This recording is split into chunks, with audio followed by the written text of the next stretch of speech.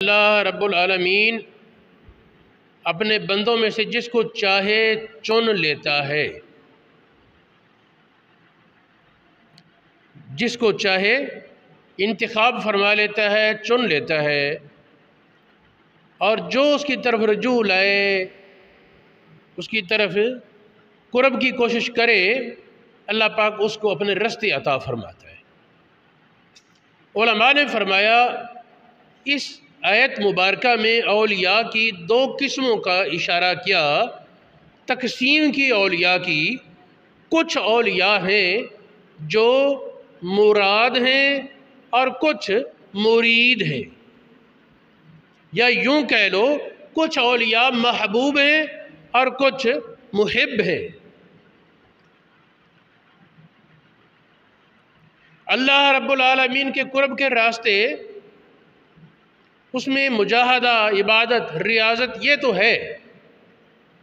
کچھ اولیاء ایسے ہوتے ہیں جنہیں یہ مشقتیں، مجاہدات پہلے کروائے جاتے ہیں، بعد میں ان کی ولایت ہوتی ہے ظاہر، اور ان سے اللہ پاک کی دوستی کا ناطہ اس کا ظہور بعد میں ہوتا ہے۔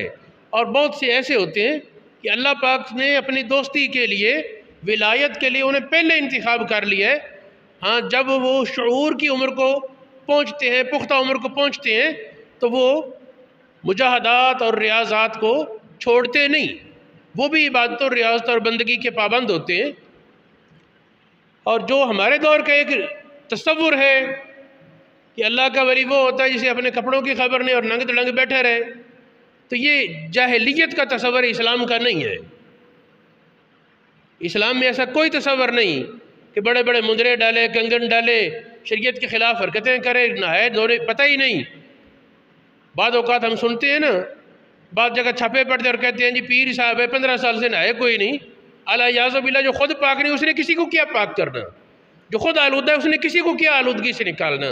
جو خود بے ہدایت ہے اس نے کسی کو کیا ہدایت دینی؟ اسلام کا یہ تصور نہیں، جو ہمارے بر صغیر کے کچھ لوگوں نے شاید ہندو سادھوؤں کے اثر سے، کہ ہندو اس طرح کے جوگی شوگی ہوتے تھے، تو شاید ان کے اثر سے، ان کی عقیدت کے رنگ میں مسلمان ہونے کے بعد بھی وہی رنگ چاہتے ہیں۔ اللہ پاک ہدایت عطا فرمائے۔ صرف شعبدہ بازی کچھ نہیں، شریعت پر استقامت اصل ہے۔ اکابر اولیاء اللہ فرماتے ہیں کسی کو دیکھو ہوا میں اڑتا ہے یا پانی کے اوپر چلتا ہے، اتنی بات پر اس کے ولایت کا معترف نہ ہو جاؤ۔ پانی میں نہ ڈوبنا ولایت ہوتی تو مچھیاں بہت بڑی اللہ کی ولی ہوتی۔ ہوا میں اڑنا کمال ہوتا، مکھیاں بڑی ولایت کے مقامات پر ہوتی۔ ولایت کا مقام، یہ بعض اوقات اولیاء اللہ کو دی جاتی ہیں ایسے چیزیں، لیکن یہ امتیاز نہیں، یہ پہچان نہیں۔ پہچان کا معیار شریعت کی پابندی ہے۔ اکابر اولیاء اللہ میں ایک بزرگ گزرے، حضرت جنید بغدادی، سید الطائفہ ان کا لقب ہے۔ اور مریدوں سے پیر کی پہچان ہوتی ہے نا، مرید کسی کام کا ہو، کچھ نکمے بھی ہوتے ہیں ہر جگہ، لیکن کچھ تو کام کے ہوں نا، تو ان سے پتہ چلے گا یہ پیر کامل ہے۔ تو حضرت جنید بغدادی کے سلسلے میں آگے مریدین میں دو شخصیات کا نام قابل ذکر خاص طور پر ہے۔ ایک پیراں شیخ عبد القادر جیلانی، یہ ان کے سلسلے میں آتے ہیں، اور دوسرا ہمارے بر صغیر کی بہت بڑی شخصیت داتا علی حجویری، جن کو کہا جاتا ہے لاہور والے۔ یہ دو، ان دونوں کا سلسلہ جنید بغدادی کی ارادت میں، جن کے مریدوں کے مرید اتنے کمال پر، اس پیر میں بھی کوئی چیز تو ہونی چاہیے نا۔ تو ان کے پاس کوئی آدمی آیا حضرت جنید بغدادی کے پاس، اگر کہا جی مجھے اجازت دے، میں خانقاہ میں کچھ دن رہنا چاہتا ہوں، پھر میں رہ لے۔ نماز جماعت سے پڑھتا، ذکر اذکار میں شامل ہوتا، وقت گزرتا گیا، لنگر کھا چھوڑتا۔ 1 سال گزر گیا، وہ بھی بڑے حوصلے والے تھے، پوچھا ہی نہ بھی تو نے کب جانا ہے، رہنا ہے؟ نہیں۔ 1 سال کے بعد وہ کہنے لگا جی اجازت دو، میں اب جانا ہے۔ پھر میں ابھی تو نے کام نہیں بتایا، لوگ آتے ہیں کام کے لیے، تو نے کام نہیں بتایا، نہ تو نے کوئی اپنی مشکل بتائی جس کے لیے دعا کروانی ہو، نہ کوئی اور حاجت مراد کس لیے آیا اور کیوں جاتا ہے؟ وہ کہنے لگا جی میں مرید ہونے آیا تھا۔ فرمایا پھر میرا ذہن تھا کوئی کرامت دیکھوں گا تو مرید ہوں گا۔ فرمایا پھر اس نے کہا جی سال پورا رہا ہوں ایک کرامت بھی نہیں دیکھی آپ کی۔ یعنی ہمارے عوام کا جو معیار ہوتا ہے کرامت ہے ہوا میں اڑے، کرامت ہے کسی پر غصہ ہو تو اس کا سارا اڑ جائے وغیرہ وغیرہ، جو ایک تصور ہے۔ بعض اوقات ہو جاتا ہے ایسا، لیکن یہ کوئی پہچان تو نہیں۔ تو جنید بغدادی کو کہنے لگا آپ کی جو کوئی کرامت نہیں دیکھی، سال پورا ہو گیا، اتنا وقت بڑا ہوتا ہے، لہٰذا آپ اللہ کے ولی نہیں ہیں۔ فرمایا کہ وہ تیری مرضی مرید ہو یا نہ، لیکن ایک بات بتا کہ تو عالم ہے، تو عالم دین ہے، یہ بتا کہ پورے سال میں مجھ سے شریعت نبی پاک کے خلاف، محمد الرسول اللہ کی شریعت کے خلاف کوئی کام ہوا؟ اس نے کہا یہ تو نہیں۔ فرمایا کہ کوئی مستحب چھوٹا ہو یا کوئی سنت کا میں نے ترک کیا ہو، کسی مکروہ کا ارتکاب کیا ہو؟ اس نے کہا نہیں۔ فرمایا اس سے بڑھ کر کیا کرامت چاہیے؟ الاستقامت خیر من الف کرامہ، یا اس طرح کے کچھ الفاظ ہیں کہ استقامت 1000 کرامتوں سے بڑھ کر اور بہتر ہے۔ اللہ پاک نے نبی پاک کو یہ حکم نہیں دیا لوگوں کو شعبدہ بازی دکھاؤ، اللہ پاک نے نبی پاک کو حکم دیا فاستقم کما امرت انت وما قال، تو ثابت قدم ہو جا اور تیرے ساتھ والے بھی تیری برکت سے ثابت قدم ہو جائے، یہ حکم دیا ہے اللہ پاک نے نبی پاک کو۔ یعنی ثابت قدمی، استقامت، طریقہ کار پر مستقل گامزن ہونا، جس چیز کو ہدایت سمجھنا اس پر گامزن ہو جانا، جس کو گمراہی جاننا اس کے ارتکاب سے بچ جانا، غلطی سے بچ جانا، لغزش سے بچ جانا، گناہ سے بچ جانا، ہر قسم کی اللہ کی نافرمانی سے بچ جانا، اور اللہ پاک کے جو فرمانات ہیں ہر حکم کی تعمیل کرنا، اس سے بڑھ کر کیا کرامت چاہیے؟ اسے بات سمجھ آ گئی، اور پھر وہ عقیدت میں بھی آیا کہ اکابر اولیاء ایک نہیں بہت سی مثالیں ایسی ہیں جنہوں نے بارہا فرمایا۔ غوث پاک رضی اللہ تعالیٰ عنہ فرماتے ہیں، شیخ عبد القادر جیلانی، کلو حقیقت ردت الشریعت وہی زندقۃ، کوئی بھی بات کرے یہ حقیقت کی بات یہ ہے، معرفت کی بات یوں ہے، اور ہو شریعت کے خلاف۔ فرمایا جو شریعت کے خلاف تمہیں حقیقت نظر آتی ہے وہ حقیقت نہیں، وہ جھوٹ ہے۔ جو تمہیں طریقت نظر آتی ہے شریعت کے خلاف، مدارج عالیہ نظر آتے ہیں، وہ دوزخ کی طرف لے جانے والے ہیں۔ حضرت جنید بغدادی ایک دن کہنے لگے جو آدمی نماز نہیں پڑھتا وہ اللہ کا ولی نہیں ہو سکتا۔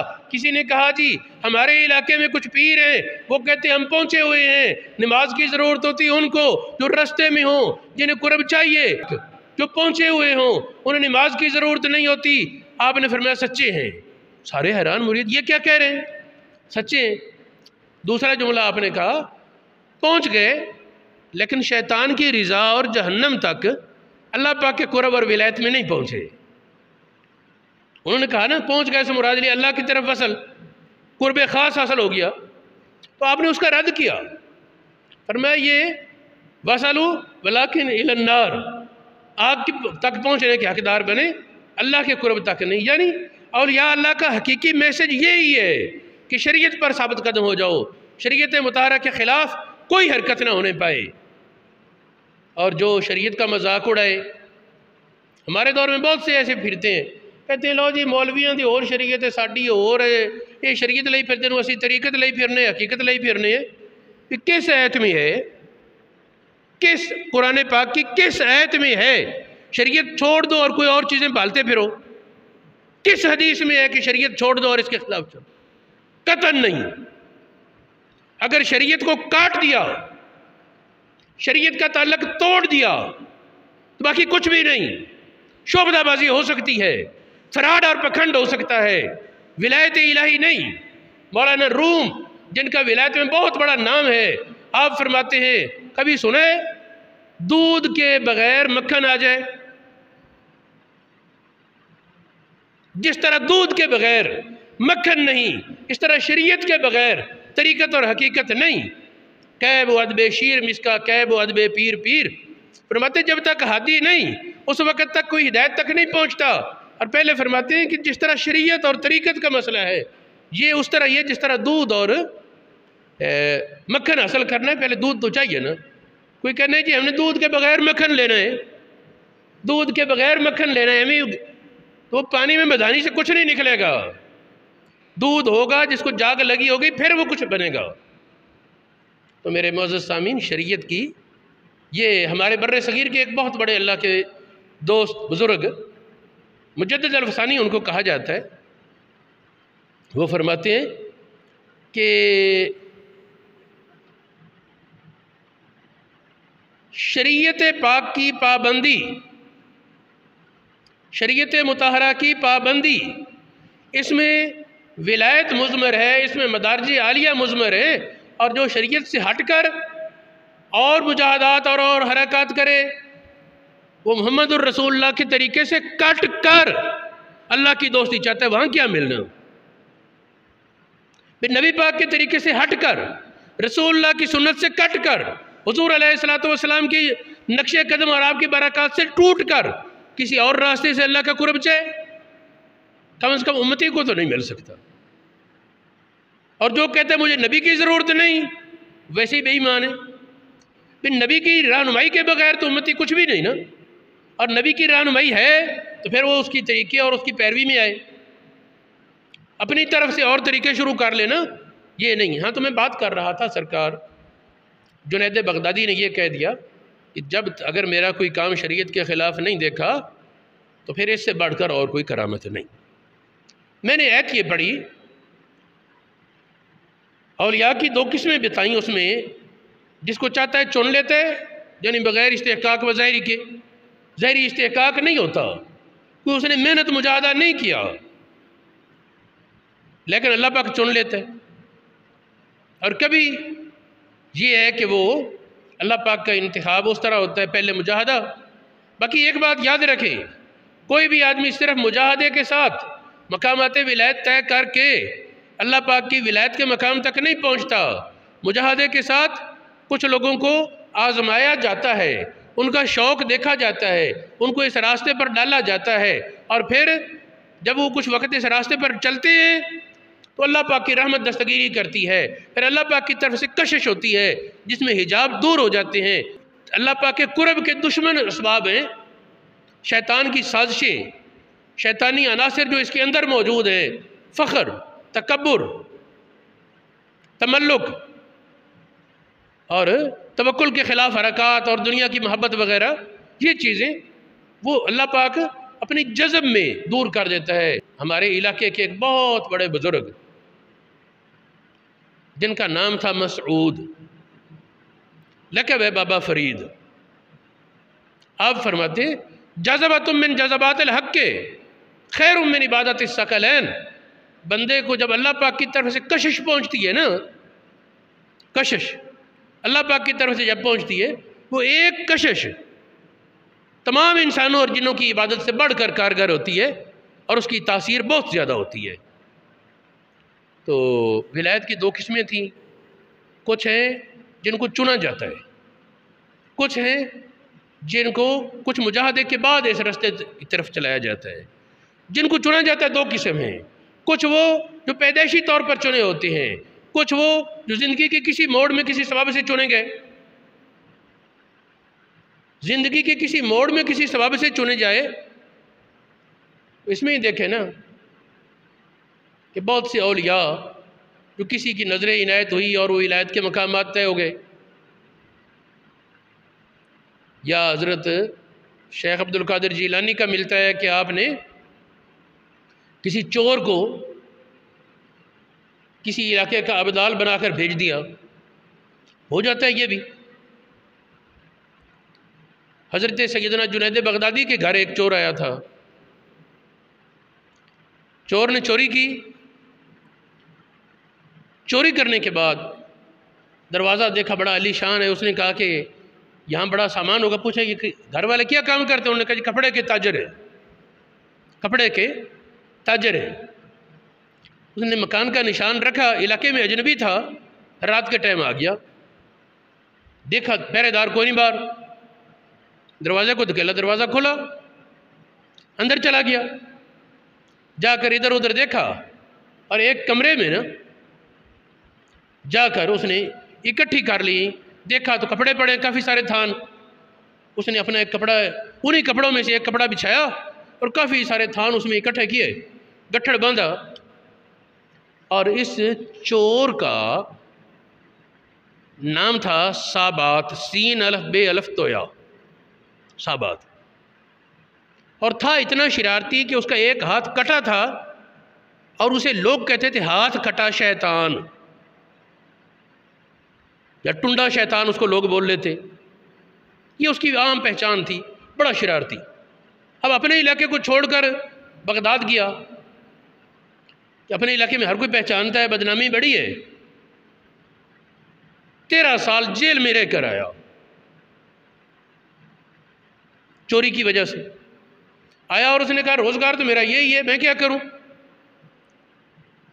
اپنے علاقے میں نہیں, چلو بغداد چلتے ہیں, وہاں بڑے امیر کبیر لوگ رہتے ہیں. بغداد میں جنید بغدادی کے گھر پہنچ گیا پہلے دن ہی, گٹھڑ باندھا, اٹھایا, بڑی مشکل سے اٹھا رہا ہے. اتنے میں انہوں نے آواز دی, کون ہے بھائی؟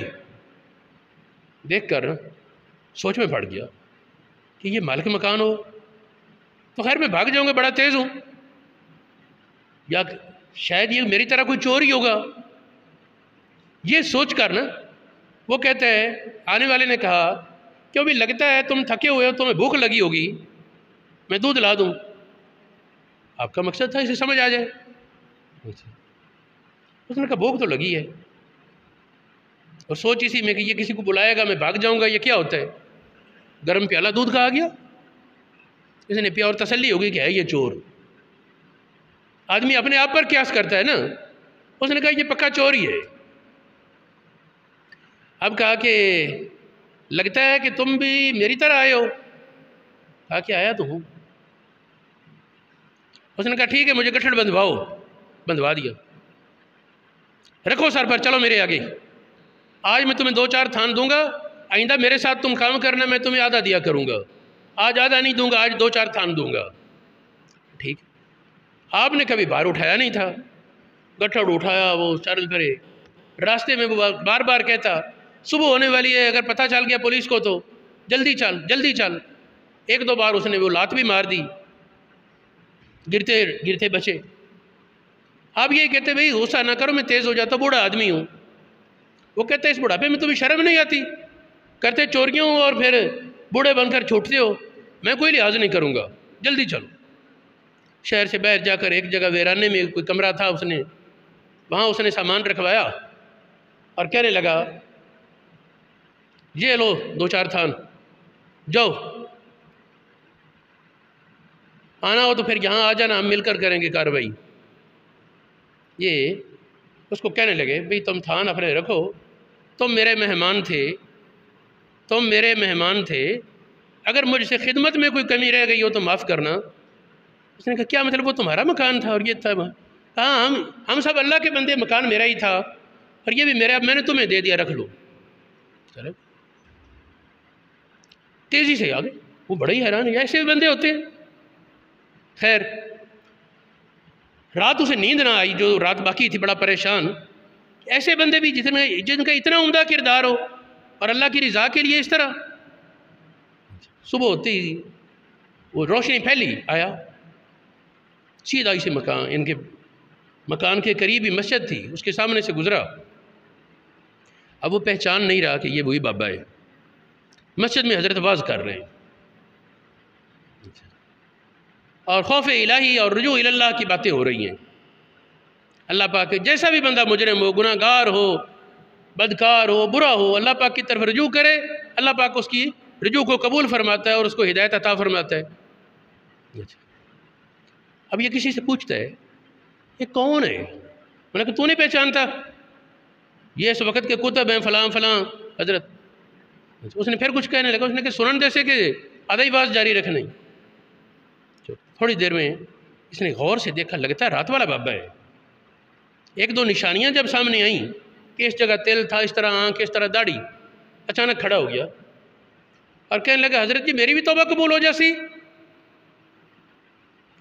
فرمایا ہاں تیری بھی توبہ قبول ہو جائے گی, جو بھی بندہ توبہ کرے اللہ پاک توبہ قبول کرتا ہے. اس نے کہا جی میں بہت بڑا مجرم ہوں اور شاید تم نے نام سن رکھا ہو, سابات ٹنڈا شیطان؟ فرمایا ہاں مجھے۔ فرمایا سنا ہے نام؟ اس نے کہا مجھے ہی کہتے ہیں، اور رونے لگا۔ آپ نے بلایا، قریب بٹھایا، اس کو سچی توبہ کرائی، اور پھر ولایت کے مدارج طے ہو گئے۔